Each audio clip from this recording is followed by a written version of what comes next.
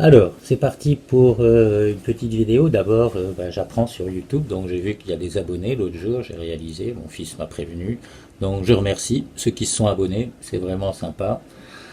Et donc je voulais c'était poser quelque chose relatif à la préparation, on pourrait dire, de la méditation, plutôt mettre de l'ordre dans ses pensées et dans son esprit.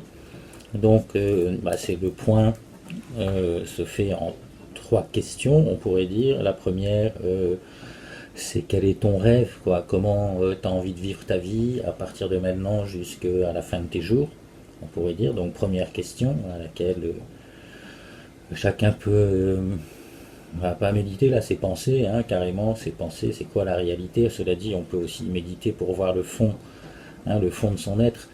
Hein, parce que souvent on se met des limites. Donc justement, la deuxième question intéressante est qu'est-ce que ça amène à l'humanité, ton rêve, hein, ce que tu veux vivre jusqu'à la fin de tes jours, qu'est-ce que ça amène à l'humanité. Et donc ça amène à la troisième question, c'est qu'est-ce qui t'en empêche.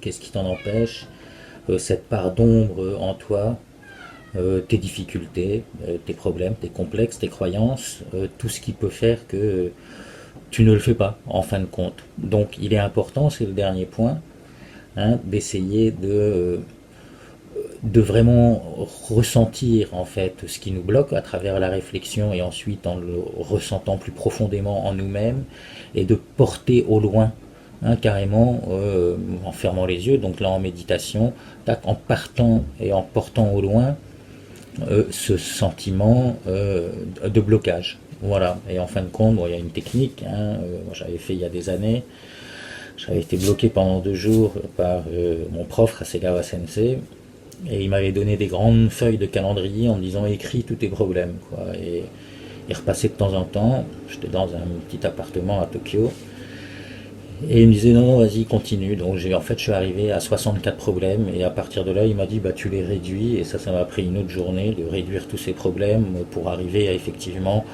un ou deux problèmes fondamentaux. Donc c'est un travail qui est un peu pénible, ça bouge en plus intérieurement, forcément tout ce qui nous habite, tout ce qui est bloqué, tout ce qu'on n'a pas envie de voir. Donc quand on commence à l'approfondir, ça fait bouger intérieurement l'énergie indéniablement. Et puisqu'on parle aussi de chakras à travers d'autres vidéos, ça fait bouger l'énergie dans les chakras. Ça a la potentialité là de les activer et de les bouger plus copieusement que juste à travers des respirations. Voilà, donc si vous êtes motivé, essayez de poser tout ça vous-même par écrit, hein, c'est parfois le mieux, comme ça on a les traces, et puis de réaliser que c'est aide-toi et le ciel t'aidera, parce que si vous faites rien par vous-même, qui viendra vous sauver. Voilà, sur ce, je vous remercie, bonne soirée, bonne nuit, et à bientôt.